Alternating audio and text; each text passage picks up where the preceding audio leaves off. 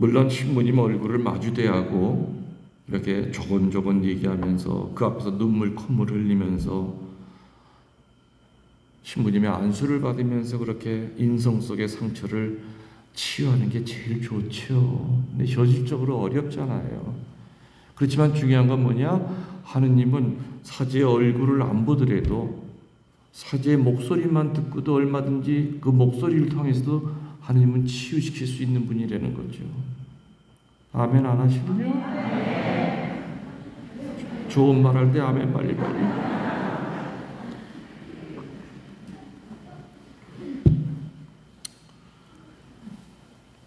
옛날에는 테이프 시대였죠. 제가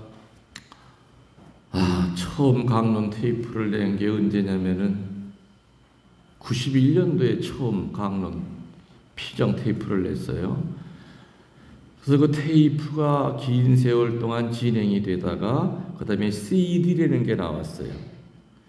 그 후에 이제 USB라는 게 또 나왔어요. 지금은 유튜브라는 게 나왔어요. 그죠? 근데 테이프 시절 얘기예요. 테이프 시절에 어떤 얘기가 있었느냐.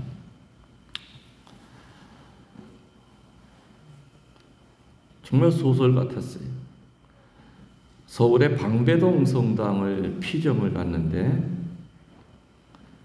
오전 강의를 하고 점심을 그 밑에 지하 식당에서 거기 본당 신부님과 같이 신자들이랑 같이 거기는 부자 동네라 뷔페가 없디다. 호텔에서 부자 동네라. 그래서 이제 같이 이렇게 차려서 이렇게 먹고 있는데 옆에 본당 신부님하고 둘이 신자들은 쫙 앉아서 먹고 있는데 한 50 중반 된 형제가 내 앞에 오더니 신부님 앞에서 같이 먹어도 되겠냐요? 앉으시라고. 근데 이 양반이 밥은 먹지 않고 넉나간 사람처럼 나만 계속 쳐다보고 있는 거예요. 여러분들 누가 쳐다보면 밥이 들어가요? 안 들어가요? 안 들어가죠. 형제님 식사하세요. 하실 얘기 나중에 하시고요. 신부님, 제가 지금 이렇게 신부님 앞에 앉아있는 게 꿈인지 생신지 내 살을 꼬집어 봐야 될 것 같습니다. 저 밥 못 먹어요. 그럼 하실 얘기 하라고 난 먹으면서 듣겠다고. 결국엔 나도 조금 듣다가 밥 숟가락을 놓고 들었어. 야, 세상에 이런 일이 다 있구나. 얘긴즉슨 그거예요. IMF 전까지는 잘 나가던 중소기업체 사장이었대요. 정말 돈 잘 벌었대요. 당연히 신앙은 잃어버렸죠. 주말 되면 골프 치러 나가기가 바빴고요.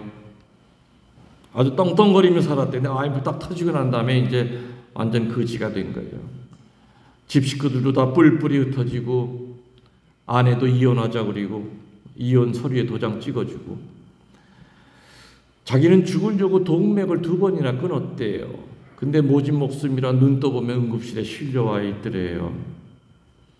그렇게 떠들다가 그냥 하루 벌어 하루 먹고 살면서 서울의 달동네에서 쪽방 하나 얻어가지고서는 그야말로 죽지 못해 살아가고 있었대요. 그러면서 자기는 늘 그 산동네를 다니면서 높은 축대를 찾았답니다. 뭘 찾았다고요? 한 번에 떨어져서 머리통 깨져서 직사할 수 있는 높은 축대. 어느 날 그 축대 하나를 찾아냈대. 저 정도 높이면은 나 바로 죽겠다. 죽기로 결심한 그날 저녁에 휘황찬란한 서울 야경을 보면서 그 꼭대기에 앉아서 소주 3병을 들이켰대요. 그리고 아무 미련 없이 몸을 날렸대요. 밑으로. 근데 막 눈이 부셔서 눈이 떠졌대. 그러니까 아침이더래.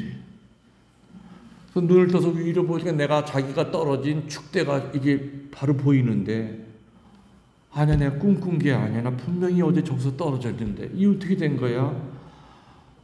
근데 알고 보니까 그 전날 오후에 누가 이사 가면서 침대 매트리스를 2장을 버리고 한 거예요. 해필이면 떨어진 게 거기 떨어진 거야. 떨어져서 그냥 기절하면서 술 기운 때문에 그냥 아침까지 내쳐 잔 거예요. 이 사람이 그걸 알고 난 다음에 막 소리를 질렀대요. 어떤 놈이 매트리스를 버리고 왔어? 왜 이렇게 마음대로 죽기도 힘든 거야? 막 그냥 발악을 했대. 왜 이렇게 나는 죽을 수도 없냐고. 근데 보니까 버리고 간 그 쓰레기 더미 옆에 쇼핑백이 입을 벌리고 있는데 안을 들여다보니까 무슨 빨간, 내 옛날 테이프 껍데기가 빨갰거든요. 헛구단지에 탁 채우는 거 8개짜리, 6개짜리. 그걸 꺼냈는데 비닐로도 안 뜯었다니까. 누가 이사하면서 그냥 빠뜨리고 간 것 같아. 그걸 꺼내서 이렇게 제목을 읽어보니까 이게 뭐야? 김웅열 신부 강론집. 제목을 보니까 돌아온 탕자.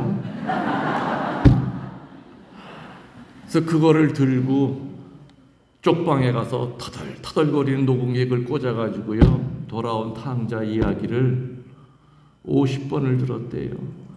정말 손등으로 방바닥을 뻑뻑 긁으면서 울었대.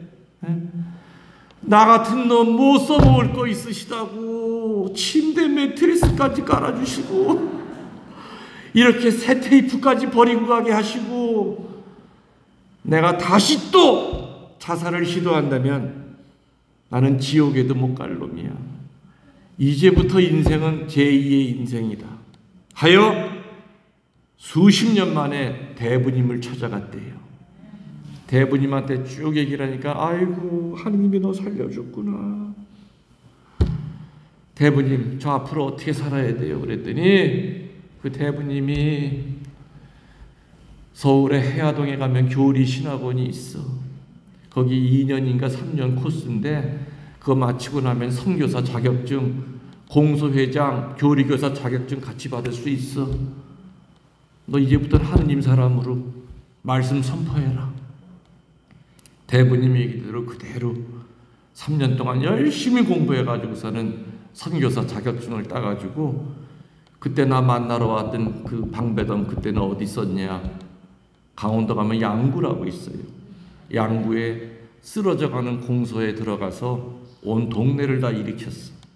그래서 그 전날 명동에 성물 사러 왔다가 명동 성당에 있는 주보를 보니까 내일 방배동 성당에서 김웅열 신부 일일 피정이 있다는 거야. 세상에, 나 살려준 그 신부님 오늘 내일 하룻밤 더 자고 여관에서 그 신부님 뵙고 가야 된다. 새벽같이 왔대요. 성체배를 몇 시간 동안 했대. 피정 시작할 때까지. 그 신부님이 들어오실 때 그 뒷모습을 보니까 막 심장이 터질 것 같더래. 꿈에도 그리던 신부님을 내가 생시로 보는구나. 그렇게 신부님 앞에서 제가 밥상은 들고 왔지만, 신부님 제가 밥이 먹히겠습니까? 하긴 나라도 밥이 안 먹히겠지. 그분은 지금도 공소회장 하면서 가톨릭 그 전교상도 받았고요. 그날 그 양반이 그래요. 이렇게 단추를 풀러가지고선 손을 부이는데 칼자국이 2개가 있어. 동맥 끊었던 자리가. 신부님 제가 이렇게 살았던 놈입니다. 이런 놈을 절 살려주셨어요. 테이프 하나가 얼마나 큰 일을 하는지 몰라요. CD 하나가 누구한테 전해받은 10년 전에 전해받은 CD 내 던졌어. 근데 10년 후에 그걸 들으니까 쌍날 칼이라는 가슴을 후벼 파. 달라스라고 아시죠? 미국에 달라스 피정을 오래전에 한번 갔었어요. 공항에 본당 총무가 나를 이제 픽업하게 기다리고 있습니다. 그 총무랑 인사를 나누고 둘이서 가는데, 다운타운으로 들어가는데 이 총무가 말을 한마디도 안 하는 거야. 난 옆에 앉았는데 쳐다보지도 않아. 내가 물어도 대꾸도 안 하고, 신부님 어디게 대꾸도 안 해. 그래서 막 부들부들 떠는 거예요. 이 사람이 심장마비 일어난 줄 알고, 야 이거 큰일 났네.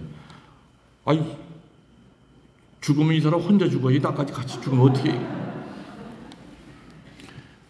형제님 차 잠깐 세우고, 몸이 안 좋아 보이는데 땀을 뻘뻘 흘리는, 세웠어요. 물 좀 드시라고. 어디야 몸이 안 좋으냐고 그랬더니, 신부님 신부님 얼굴을 쳐다볼 수가 없어요. 왜요? 내가 인상 썼어요? 아니에요. 진정시킨 다음에 그 양반이 그 얘기를 하는데 자기 인생은 5분 사이에 바뀌었대요. 신부님 테이프 때문에. 자기는 세례받은 지 1년도 안 됐는데 본당 총무까지 하고 있대요. 어떻게 고속 승진하셨습니까? 아니 그 성당에 이렇게 인물이 없냐고 그랬어요. 그러게 말입니다, 신부님. 그러면서 하는 얘기가 자기 와이프는 정말 열심히 했대요. 근데 항상 집에만 들어오면 신부님 테이프를 틀었대. 아주 지겨웠대. 내 목소리 듣는 게. 에? 가위를 끊으면 또 딴 거 사서 또 듣고 박해도 그렇게 박해를 할 수가 없었대요, 자기 자신이. 그런데 어느 날 와이프랑 차를 탔대요. 한 3시간 가는 거리를 차를 탔는데 차를 타자마자 와이프가 그랬대. 여보, 나 부탁 있어. 뭐야? 나 그 신부님 강의 5분만 더 드리면 다 끝나는데 차에서 5분만 더 듣게 해줘. 그래, 들어라. 그 딱 테이프를 집어넣나 봐. 딱 5분이었대. 근데 그 5분이 어떤 내용인지는 잘 모르겠어. 근데 그 5분을 듣는데 막 심장이 뛰면서 눈물이 막 앞을 가리더래요. 예? 그래서 5분이 딱 끝나니까 와이프가 여보 땡큐. 그래서 이 남자 그랬대요. 얘 처음부터 다시 듣자. 그때부터 이 사람은 무너지기 시작한 거예요. 그 다음부터는 어떻게 했느냐. 그 신부님 테이프 다 내라. 정말 잠을 안 자고 들었대요. 그러고선 다 듣고 난 다음에 그 본당 신부님 찾아가서 성탄 때 자기 세례 달라고 하니까 아이고 자매님 열심히 한 건 알지만 이렇게 무조건 세례해 주실 수 없습니다. 교리를 배우셔야죠. 그랬더니 나 김묵렬 신부 교리 테이프 수업도 다 들었다고. 그래요? 근데 그 신부는 내가 잘 아는 신부님이야. 에? 그러면은 제가 시험 문제를 한 50개를 낼 테니까 그 중에 한 반만 맞아도 내가 요번 팀에 같이 세례 드리겠습니다. 하나 틀리고 다 맞은 거예요. 그 세례를 받았어. 세례 받고 난 다음부터 뭐 그 다음에 또 주변이 모셔가지고 견진도 다 받고 견진 받자마자 뭐 꾸르실려 갔다 오지 애미 갔다 오지 뭐 그때 당시에 이제 부인이 남편 쫓아다니기가 힘들대. 얼마나 열심한지. 이게 완전히 그냥 뭐 첫째가 말찌되고 말찌가 첫째 된 그 꼴이죠 이게. 그래서 그 양반이 사실은 우리 조그만 이런 달라스 성당에 신부님이 온다는 건 상상도 못했대요. 하기는 내가 거기 갈 케이스는 아니었는데 내 친한 가족들이 글로 이민을 갔어요. 그래서 그 가족을 만나러 간 김에 한 이틀 동안 강의를 해달라고 그래가지고 간 거지 달라스를 목적으로 간 건 아니었죠. 근데 어느 날 신부님이 그리더라는 게 본당 신부님이 신부님이 하와이 갔다가 달라스 누구 만나러 온다는데 아무개가 아무튼 연락해서 이틀 동안 하기로 했다고. 총무가 공항에 가서 신부님 모셔오라고. 그래서 내 이름 습자를 알려주는데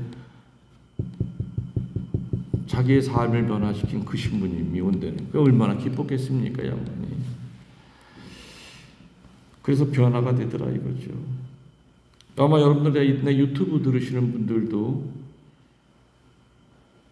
듣는 게 그래도 안 듣는 것보다 훨씬 더 여러분들 영성 생활에 도움이 될 겁니다. 맞죠? 틀린 게 아니죠? 그래서 그런 식으로 하느님은 치유를 시켜 나가신다는 거죠. 그래서 얼굴을 맞대고 이렇게 강의만이 아니라 면담이 하기가 어려울 경우에는 차선책으로 그 신부님들이 쓴 책이라든지 어떤 그분들의 강의 같은 거를 요즘 세상은 편하기 때문에 찾아 들을 수가 있어요.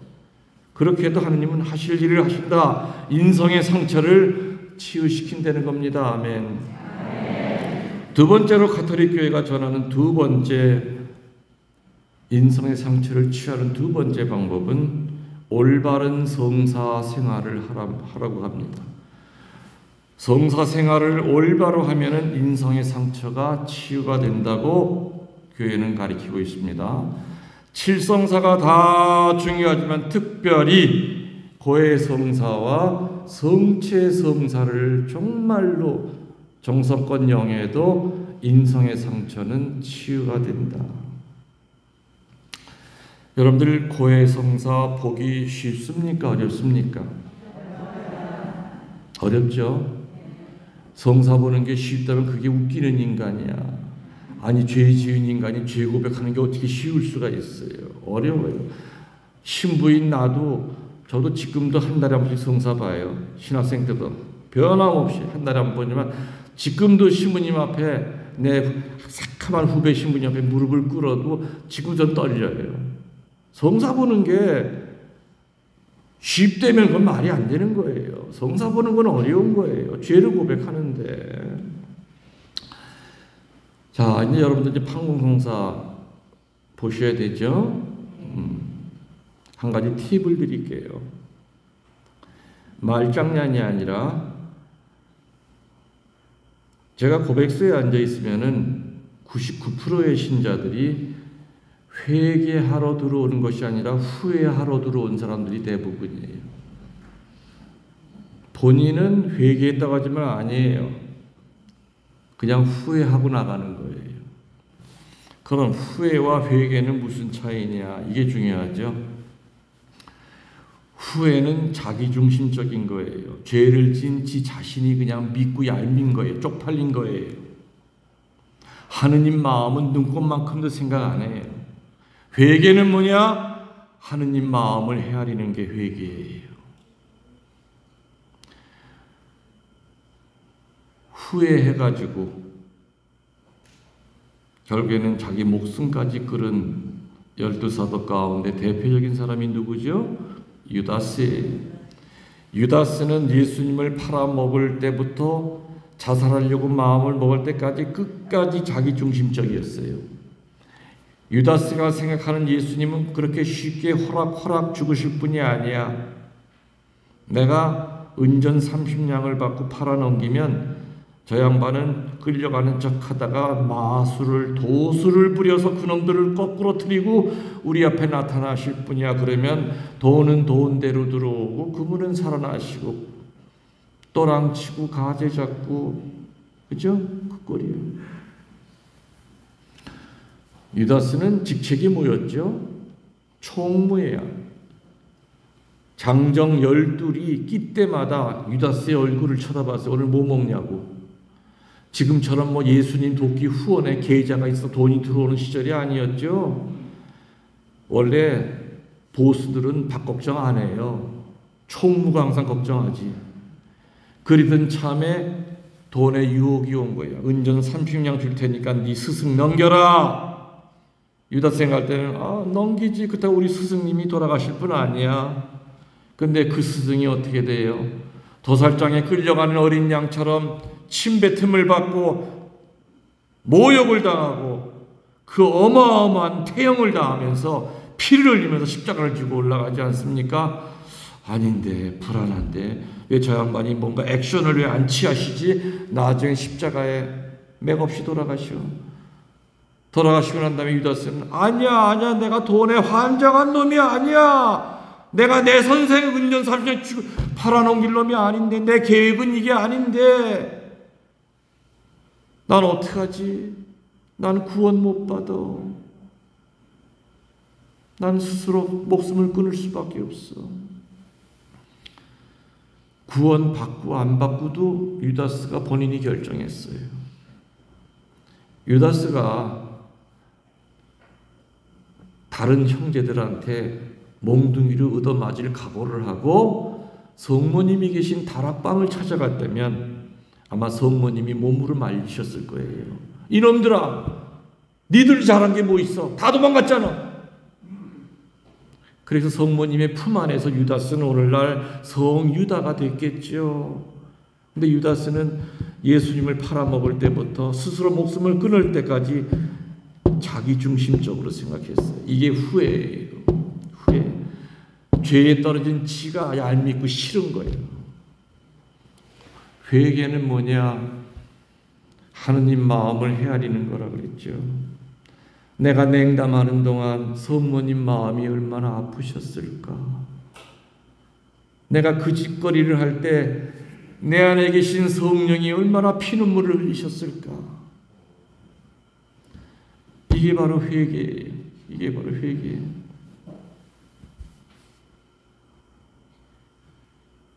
아프신가? 누가 좀 도와줘야 되는 거 아니? 괜찮아요? 쥐 났어요? 그럼 고양이를 불러야지.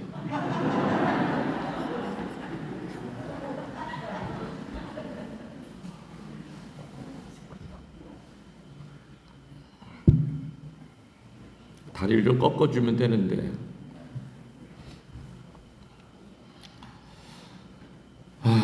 뭔 얘기 잘 나가다가 딱 빽이 끌어졌네. 회개는 내가 시작했나? 회개. 회개가 뭐라고요? 옛날에는 말이죠, 교우들이 고백성사 보러 들어갔을 때 어떻게 고백하는 줄 아세요? 죄를 쭉 고백하고 난 다음에 이러이러한 죄로 인하여 예수 성심을 거스렸나이다. 이러이러한 죄를 져서 성심을 아프게 했습니다. 신부님, 제가 이러이러한 죄로 인해서 내 안에 계신 성령을 욕되게 했습니다. 항상 그분의 마음을 먼저 헤아렸어. 이게 회개예요. 그래서 3번이나 배반했지만은 마지막 판에는 회개했기 때문에 일대 교황이 되신 분이 누구라고요? 베드로 사도. 첫 닭이 올 때 땅을 치고 통곡을 했잖아. 예수님의 얼굴이 생각이 난 거야. 세상에 저분이 얼마나 마음이 아프셨으면은, 야 이놈아 니놈이 나한테 이럴 수 있어, 이 말 한마디도 못하셨을까.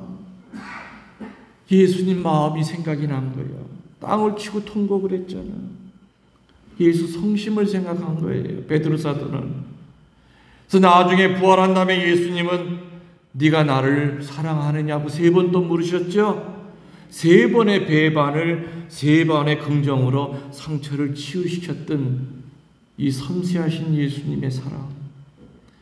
아마 그때 부활한 후에 예수님이 3번 물어봐 주지 않았으면은 베드로 사도는 죽을 때까지 전과자로부터 헤어나지 못했을 거예요. 3번이나 배반했다고 하는 그 치욕스러운 그 상처. 묘본 판공 때 여러분들 잘 적으세요. 그래서 그냥 찝찝한 거 그냥 고무지우개로 지우듯이 그냥 후회만 하지 마시고 제대로 된 성사를 좀 보세요. 회개의 성사를 좀 보세요. 여기 신부님들 각오하셔야 될 겁니다. 이번에 아마 성사들 다 진하게들 볼 준비를 할 테니까. 여러분들 성사 볼 때 마귀가 장난할까요? 안 할까요? 해요. 마귀가 제일 무서워하는 것이 회개하는 인간이에요. 새 사람 되는 인간을 제일 싫어하고 무서워해요. 그렇기 때문에 마귀는 수단 방법을 가리지 않고 올바로 성사를 못 보게끔 만들어요. 그래, 나 내일 그거 꼭 고백해야지. 맨날 그것만 빼먹고 그냥 창피해가지고 얘기 안 했던 거 내일 꼭 고백해야지. 줄을 서 있잖아. 마귀가 귀에다 대고 속삭여요. 너 진짜 그거 얘기하려고 그래? 신부님이 네 목소리 알아? 내일 너 볼 때 얼굴이 달라질 텐데 신부님이 너 쳐다보는 얼굴이? 그래도 얘기할 거요? 이런 마귀 유혹 때문에 고백소에 들어와서 요즘 음성 변조하는 사람들이 점점 늘어나기 시작해. 성부와 성자와 성령의 이름으로 아멘. 아이고, 그러면 내가 못 알아듣수? 요게 부회장이 요게 음성 변조를 하고 있구나, 다 알아. 근데 여러분들 그런 거 걱정하지 마세요. 사제 옆에는 예수님이 서 계세요. 사제가 직접 얘기를 할 수 없기 때문에 신부의 입을 빌려서 감각적으로 우리 귀에다가 전달해 주는 거죠. 고백소에 있는 신부한테 고백하는 것이 아니라 고백산에 계신 예수님한테 고백하는 거죠. 그리고 행연에도 여러분들 신부님들이 고백성사 비밀을 누설할까봐 내 고백성사 듣고 다음날 나 쳐다보는 눈빛이 달라지면 어떡하지? 에휴, 이런 생각 붙들어내셔. 사제는 사제에서 분받을 때 두 가지의 상반된 은총을 받고 사제가 돼요. 첫 번째 은총은 뭐냐? 양들을 기억하는 비상한 기억력을 받아요. 지금은 저도 이제 나이 뭐 70이 되니까 이것저것 어저께 한 것을 잃어버려요. 한참 머리가 잘 돌아갈 때는 적어도 한 5,000명 이상은 내가 기억을 했던 것 같아요. 근데 IQ가 높아서가 아니야. 어느 신부님들이 다 그렇게 기억해요. 일요일날 저녁에 이렇게 침대에 누워 있으면은요, 천장 위로 그날 빠진 사람 얼굴이 휙 지나가. 아, 오늘 가만있어봐. 오늘 꾸리야 단장이 안 보이던데, 미사 때. 그래, 교육부장도 안 보였어. 저절로 생각이 나요. 그 다음 주에, 꾸리야 단장, 지난주에 딴 데 가서 미사하셨어? 안 보였어? 그러니까, 어머머머, 신부님이 나빠진 걸 어떻게 아냐? 이 많은 신자들이 있는데 어떻게 나하냐? 저절로 기억이 나요. 목자가 양들을 기억해야죠. 그죠? 근데 어느 날, 어느 자매를 보니까 한 4개월 만에 나온 것 같아. 저 반가워서. 아이고, 자매님, 어디 외국에 나갔다 오셨나봐. 한 4개월 만에 보죠? 그랬더니 이 자매가 너무너무 좋아하는 거예요. 그래서 온 동네 돌아다니면서 신부님이 나를 짝사랑하고 있는 게 분명하다고, 그리지 않고 내가 4개월 만에 나온 걸 어떻게 아냐고. 아주 웃기는 일 폈네요. 그럼 일 폈네. 내 그 다음부터는 여자 2년 만에 나오든 4년 만에 내가 아는 척도 안 해.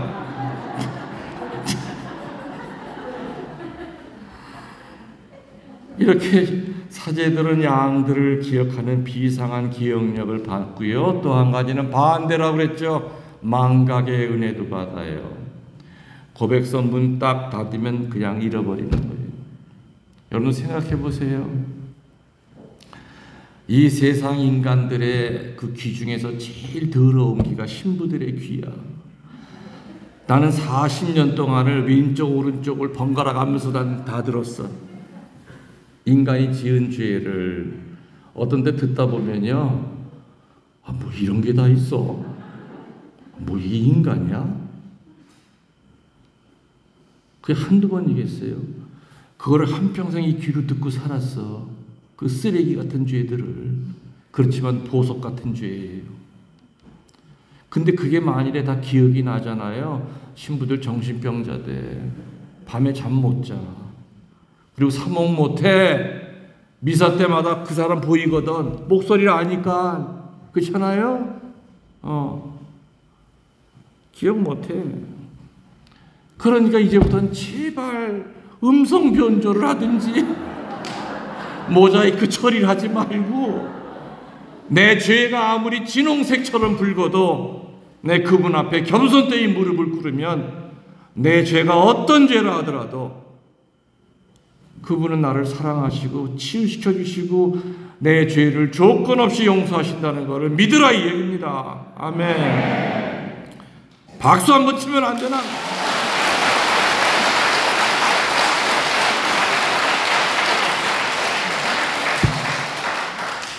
이렇게 올바로 정직하게 고해성사를 해야만 성체 성사의 은혜 속에 들어간다, 이 얘기예요. 이해가 되시죠? 네. 엉망진창이고 그냥 후회만 하다 나간 그 몸으로, 그래 나 주일 빠진 거 2번 고백했어. 다른 건 없나? 난 신부라 하더라도 한 달에 한 번씩 보더라도 성사거리가 한 페이지야. 제가 성사 보는 거를 하나 소개해 드릴게요.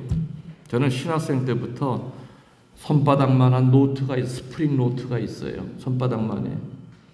저녁에 저녁 기도하면서 오늘 나를 제일 힘들게 했던 게 뭔가, 나를 걸려 넘어지게 했던 가 뭔가를 하나를 적어요. 오늘 내가 다른 때와는 다르게 이상하게 음란한 마음이 좀 들었다. 음란이라고 적죠. 그 다음날 저녁에 같을 수도 있고 또 다를 수도 있어요. 그러면 성사복이 바로 전날 30장을 이렇게 헤아려 보면은 횟수가 제일 많은 것이 내가 성찰거리 1번이에요. 그거를 집중적으로 고백을 해야 돼요. 지난 한 달 동안 제가 이런 죄 때문에 제일 힘들어했습니다. 주님, 저 좀 해방시켜 주십시오. 고백 성사는 훈련이에요. 그냥 찝찝한 거 그냥 빨리 성취하려고 가만히 앉았더니 쪽팔리고 빨리 들어가서 성산 봐야 되겠고, 그건 후회라고 그랬죠. 후회예요. 후회. 그래서 올바른 성사 생활을 해야 된다. 그러기 위해서는 올바르고 정직한 고해성사를 봐야만 합당한 성체를 배령할 수 있다는 겁니다. 로마서 3장 20절에 바오로 사도가 하신 그 유명한 말씀이 기억납니다. 이제는 내가 사는 것이 아니라 그리스도가 내 안에 사십니다. 그리스도와의 동일합니다. 개신교 신자들은 절대로 꿈도 꿔보지 못할 것. 성체. 사제는 성체를 지키기 위해 목숨을 바칠 수 있어요. 성당에 불이 나면은 사제는 뛰어들어요. 감실 안에 성체를 꺼내오기 위해서. 실제로 역사적으로 그래서 성체와 같이 타 죽은 신부님들도 되게 많아요. 못 나와가지고. 성체는 우리 신자들의 생명과도 같아. 오상의 비오 신부님은 뭐라고 그랬어요? 태양이 없이는 살아도 성체 없이는 못 삽니다. 태양이 없이는 살아도 성체가 없이는 못 삽니다.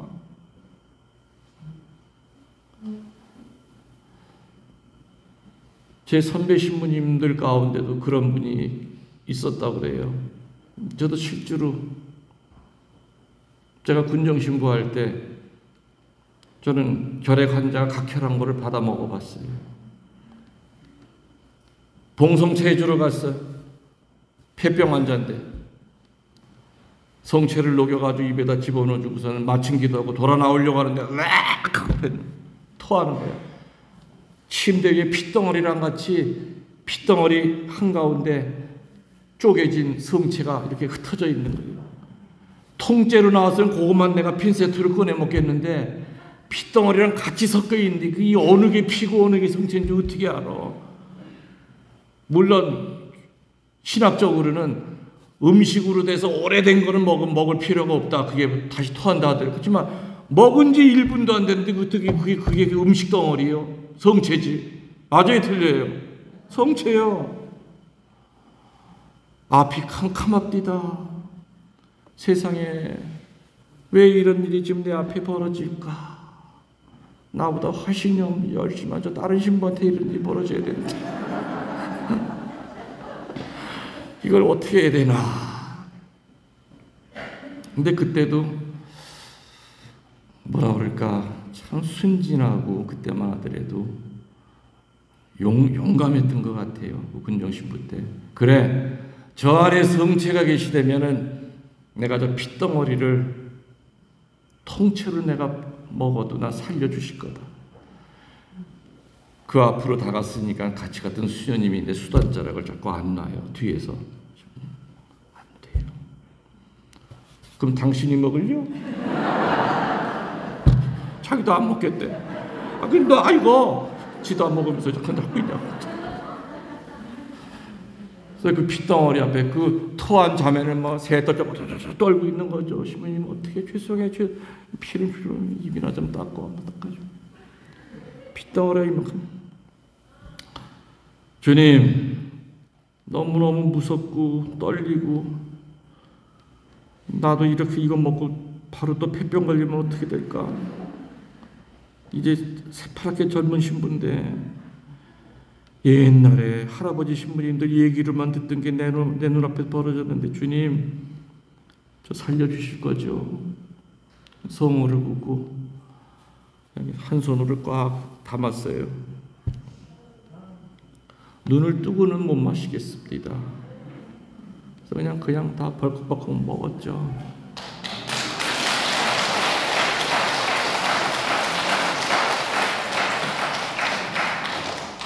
그 자매도 울고 수녀도 울고 나도 울고 같이.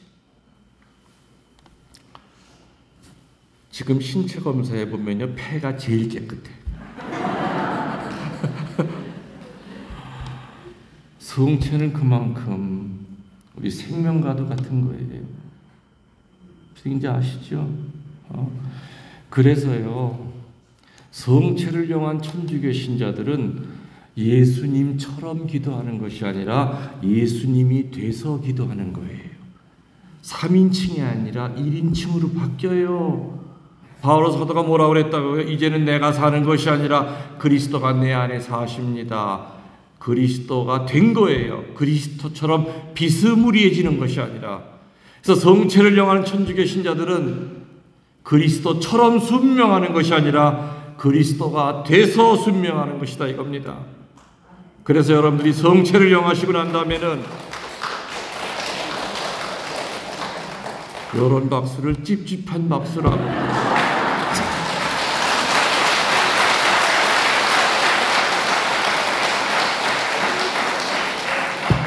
아이고 속이 다 시원하네.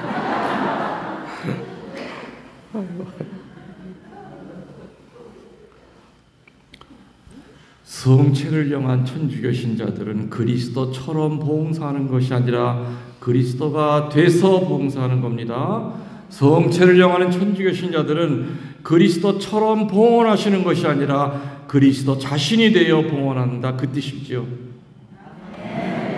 내가 마지막 성당이 청주의 서운동 성당이었어요.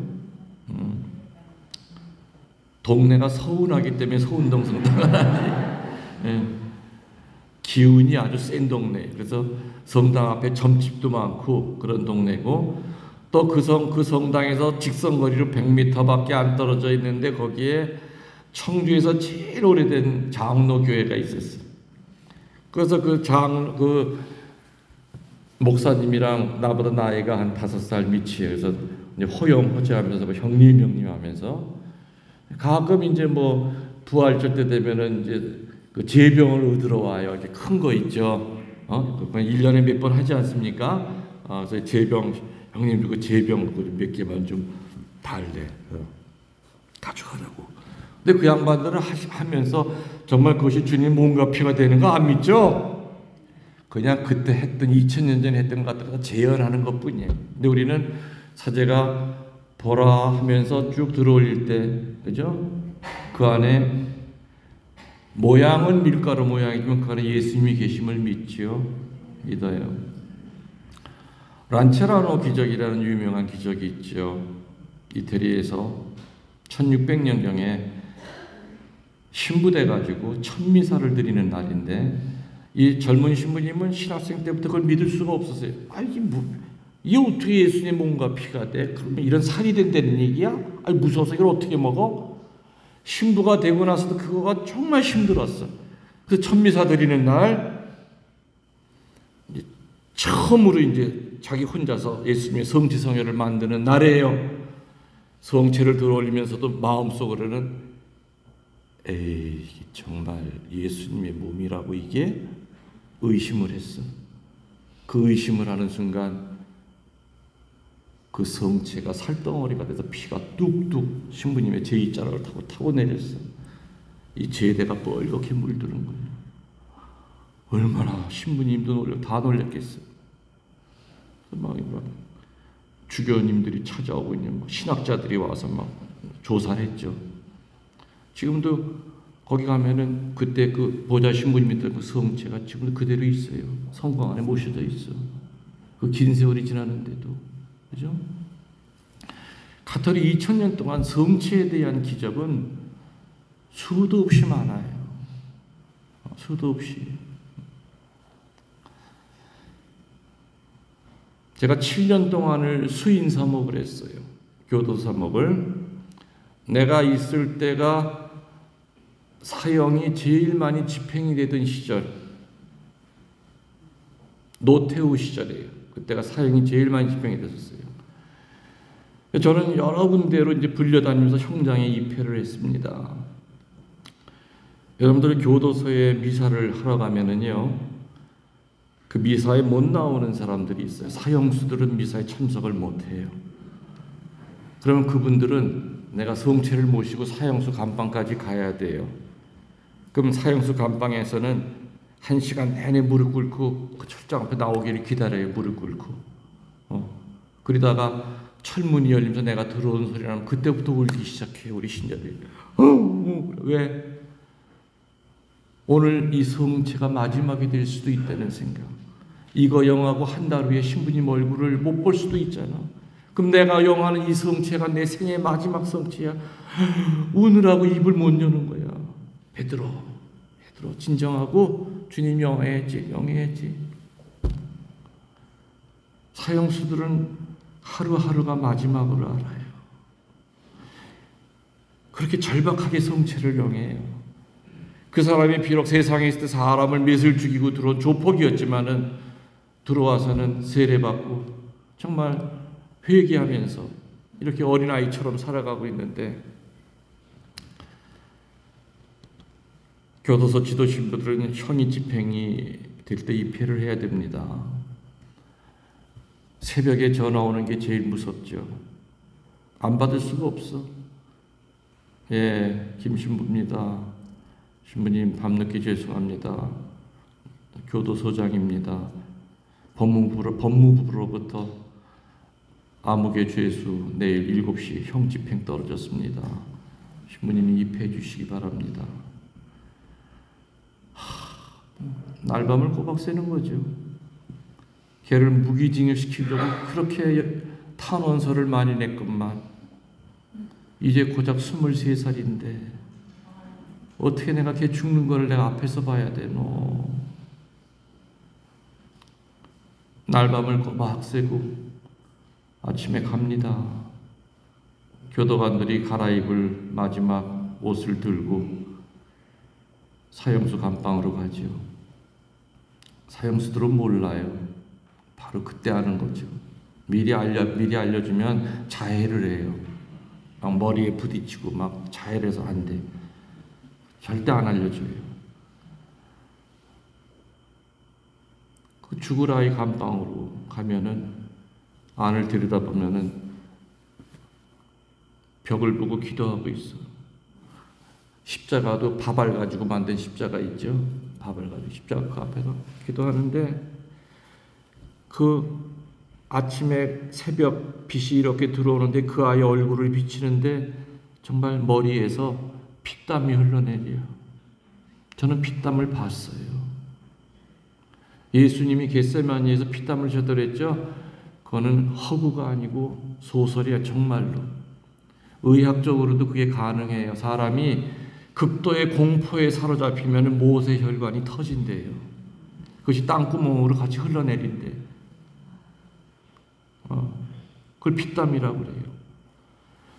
사람이 자기 죽을 때를 알아요. 자기도 밤새 뭐가 불안한 거야 얘가. 그래서 계속 기도하고 있는데 세상에 새벽에 신부님이 이 시간에 와서는 안 되는 시간인데 내 철장 앞에 서 계셔. 내 얼굴 보자마자 그냥 뒤로 기절해버려. 문 열고 들어가서 이제 물을 먹이고 깨우고 흔들어. 내 얼굴 보면 또 기절해. 근데 저승사자처럼 보였겠죠. 마지막으로 할 수 있는 건 이제 걔 입을 벌리고 성체를 반 조각을 녹여서 입에다 숟가락으로 집어넣어요. 주님 들어가셔서 얘 2다리를 좀 걸어 나가게 해주세요. 안 끌려면 개 끌려 나가듯이 끌려 나갑니다. 목에다 이제 손을 대고 안수를 하면은 사람이 극도의 공포에 사로잡히면 물이 안 넘어가요. 한참 만에 넘어가는 소리가 나, 성체가. 그때부터 얘가 정신을 차려요. 성체를 영하고 난 다음부터 지가 일어나서 이제 옷을 갈아입고 제가 그 앞에서 무슨 말을 합니까? 미안하다. 너 못 살려서. 미안해. 걔 얼굴 쳐다보지도 못하죠. 오히려 그놈이 나를 위로해. 신부님, 울지 마세요. 괜찮습니다. 내가 그놈 팔을 끌고 나가야 되는데 오히려 그놈이 내 팔을 끌고 나가. 내 다리가 떨려서. 긴 복도를 따라 사형 형장으로 가면 문이 탁 열리죠. 하얀 방에 밧줄이 내려와 있고 그 앞에 유리창에는 입회인들이 쫙 앉아 있어요. 교수형은 얼굴을 가립니다. 전통적으로. 근데 본인이 원하면은 안 가리기도 해요. 근데 우리 교우들은 하나같이 안 가려요. 왜? 신부님 마지막 강복을 봐야 되니까. 강복 주세요, 신부님. 그래. 성모님 만나면은 꼭 안부 전해드려라. 지금은 너지만 이 신부님도 사형수야. 언젠가는 한번 갈 거야. 네가 좀 먼저 간단다. 무섭지 않지? 예, 괜찮아요. 목에 이제 밧줄이 들이고 뒤로 묶이고 다리가 또 묶입니다. 마지막 강복이 끝나니까 덜커덩 하면서 이제 그 아이가 밑으로 사라져요. 밧줄이 요동을 치죠. 그 밑에는 안 들여봐도 알아. 얼마나 이게 목뼈가 부러지면서 얼마나 이게 힘들겠습니까? 마지막 숨이. 아무리 강한 사람도 5분 이상을 못 버텨요. 나중에 밧줄이 조용해져요. 죽은 거죠. 그 상태로 10분을 더 매달아놔요. 아주 완전히 죽이기 위해서. 그리고 난 다음에 이제 칠성판에 놓이면 의사가 제일 먼저 가서 이제 죽었다는 거 확인하고, 그 다음에 이제 내가 가서 마지막 임종경 받쳐주고 마지막 강복을 주고 내가 한번 끌어안아줘요. 근데 우리 교우들은 죽은 후의 모습이 더 이뻤어요. 험한 얼굴은 하나도 없었어요. 내가 일반 죄수들, 신자 아닌 사람들 형장도 입회를 서너 번 해봤는데 너무너무 무서워. 죽고 난 다음에 내려가 보면 혓바닥은 다 빠져나와 있고 항문으로 창자가 다 빠져나와 있고 얼마나 험악한지 몰라. 근데 우리 교우들은 살아있는 것처럼 얼굴에 볼이 그냥 빨가스름하게 혈색이 돌고, 어떤 땐 내가 의사 보러 다시 한번 사는 것 같다고. 신부님 죽었어요. 그 의사도 인정해. 천주교 신자들은 참 죽고 난 다음에 얼굴이 이쁘다고. 우리 신자들이 그렇게 죽음 앞에서 당당할 수 있는 그 힘이 뭔 줄 아냐 이겁니다.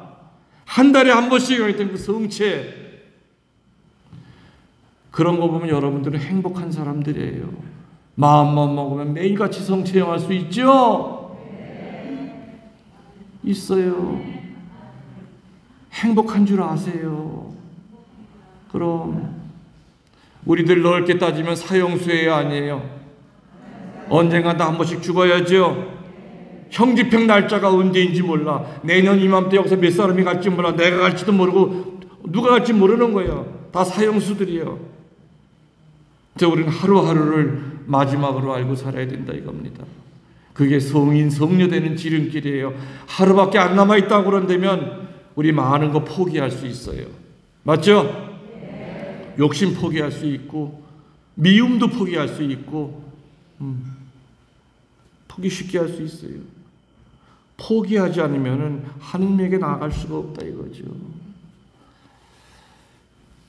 올바른 성사 생활은 우리의 인성의 상처를 치유시킵니다. 아멘. 그 다음에 이제 세 번째 치유 방법은, 가톨릭이 알려주는 2000년 동안 세 번째 치유 방법은 성모님께 전구청하랍니다. 성모님께 전구청해라. 저는 성모님 성지 신부로 살았던 거 아시죠? 강곡 매개 성모순례지.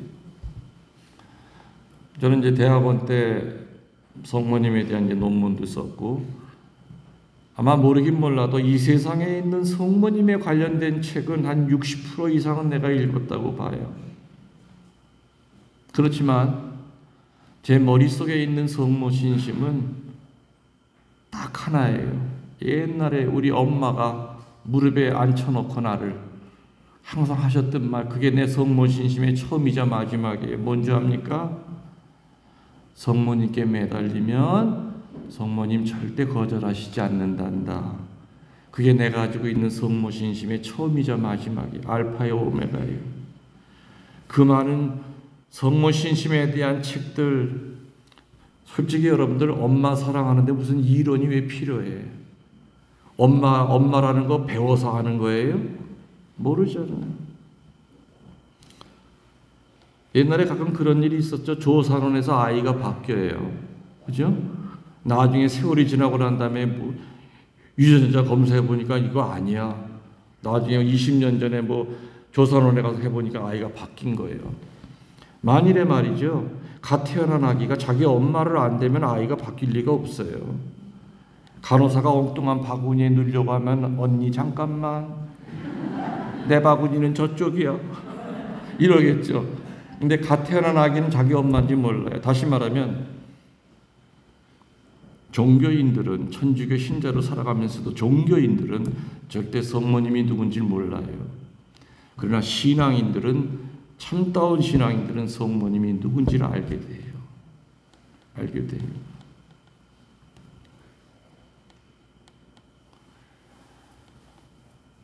성모님에 대한 얘기는 사실 해도 해도 끝이 사실 없죠.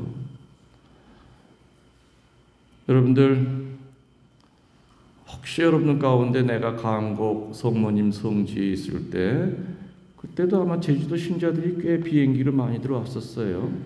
왔다 가신 분 혹시 계십니까? 있어. 손 들어보세요. 강곡 성당에 12분 내리시고 거기까지 13분.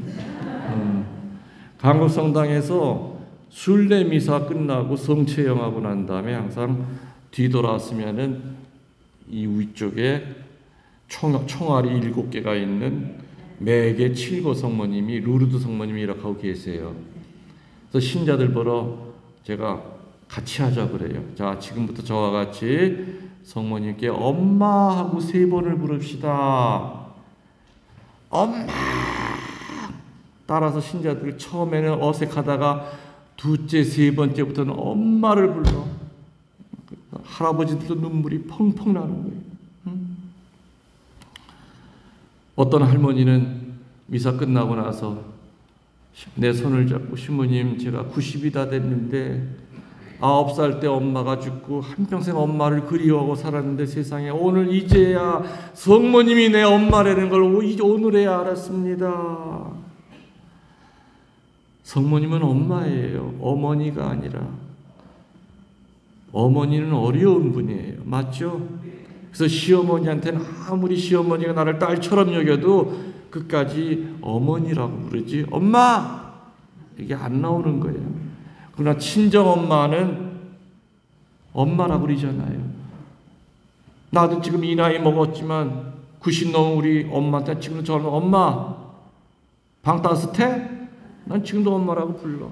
신자들이면 이상하게 생각해요. 왜 엄마라고 하세요? 그럼 엄마지 뭐냐? 엄마가 엄마지. 엄마한테는 이 세상에 못할 얘기 없어요. 엄마가 친정에 가면은 엄마 무릎에 벼도 편하고 다리를 뻗어도 편하고 엄마한테 반말해도 편하고 친구 같고 누나가 언니 같은 게 바로 엄마죠. 엄마한테 세상에 못할 말 없잖아. 엄마 나 요즘 힘들어. 왜? 박서방이 바람 펴? 아니야, 내가 바람 펴. 딴 남자 생겼어. 아이고 어쩌다 그래. 빨리 해결해야지. 그 착한 박서방 알면 상처받겠다. 근데 그놈이 독해. 안 떨어져. 그래 엄마 가서 해결해 줄까? 그래 좀 만나줘. 엄마는 열리제 치고 쫓아가. 엄마는 자식을 위해서는 불구덩이도 뛰어들 수 있는 게 엄마예요, 아니에요? 여러분들도 그렇죠? 여러분 자식 대신 살려고 여러분 죽을 수 있죠? 아닌가 봐. 얼굴은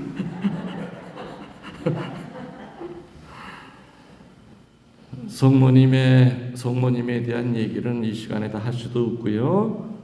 제 유튜브 강론에 김웅열 신부 치면은 특히 성모 신심에 대한 얘기도 굉장히 많이 나올 테니까 들으시면 될 거고, 마지막으로 이제 시간이 다 됐기 때문에 인성의 상처를 치유하는 네 번째는 빛이 강한 데로 찾아가라고 가르쳤습니다.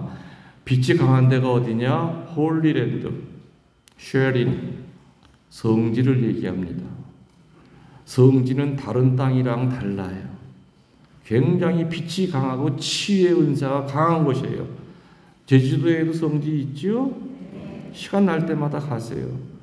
그리고 여유가 계시면은 육지로도 성지 얼마나 많아요.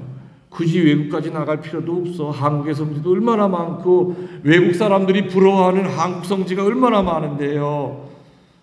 요즘은 외국에 있는 신자들이 찾아와요, 성지에. 내가 베트에 있을 때도 외국 신자들이 많이 왔다 갔어요, 순례하러. 그 영성을 듣고 너무너무 막 그냥 눈물을 철철 흘리죠, 외국 사람들이. 예? 빛이 강한 데로 자주 찾아가세요. 그냥 본당별로 그냥 1년에 한 번 그냥 삐끗하고 그냥 관광 갔다 오듯이 그게 아니라 정말 계획 잡아가지고, 그래, 내가 올해는 어느 도에 있는 성지를 내가 순례해야 되겠다.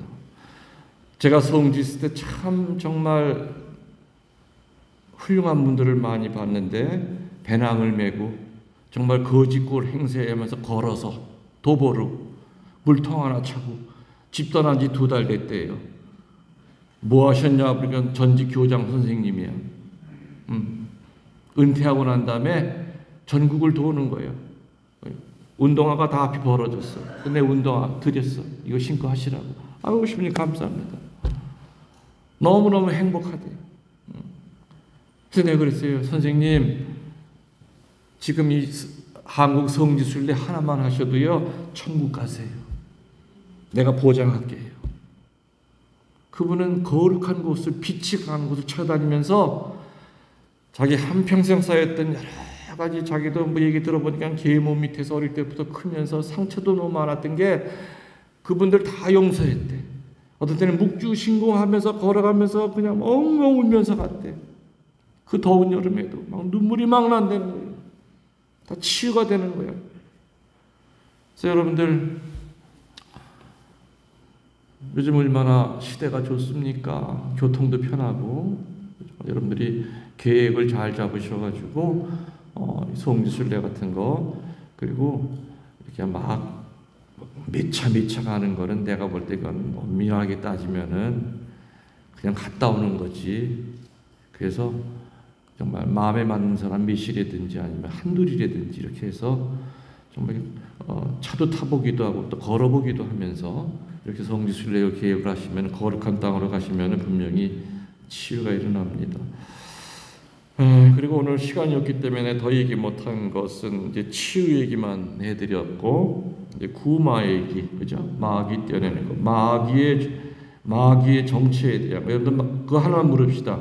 마귀가 있습니까, 없습니까? 있죠, 있죠. 자, 그러면 귀신이 있습니까, 없습니까? 말 잘하세요. 마귀는 애초부터 몸뚱아리가 없던 존재죠. 천사의 타락이 마귀예요. 그러나 귀신은 몸뚱아리가 있다가 죽은 다음에 좋은 데 못 가고 떠돌아가는 우리 한국적인 그 동양적인 그 개념이죠. 분명히 얘기합니다. 우리 가톨릭 교리, 정통 교리에 사람은 영과 육을 가지고 있다. 죽으면 육신은 땅에 묻든지 아니면 불태워지지만 숨이 끊어지는 그 순간 그 사람이 천주교 신자로 살았든 뭐로 상관없이 모든 사람은 숨이 끊어지는 그 순간 하느님이 완전 장악을 하셔서 살아왔던 것에 따라서 심판을 하여 천국과 연옥과 지옥으로 보냅니다. 지옥에 떨어졌던 영혼이 한밤중에 유리창 열고 기어나와가지고 귀신 행세하면서 돌아다닌다? 말도 안 되는 얘기죠.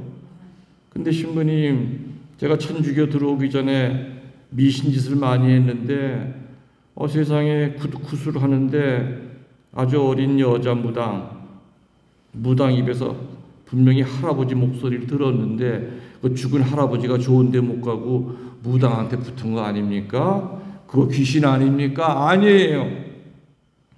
그럼 할아버지 목소리는 뭐예요? 마귀는 그 집안 내력을 잘 알아요.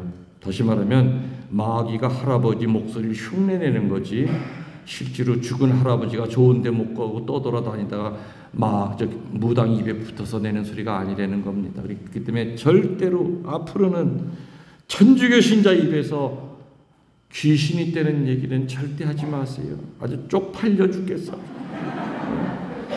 내가 어느 수녀원에 가서 피정시키는데 수녀님들 귀신이 있으니까 네!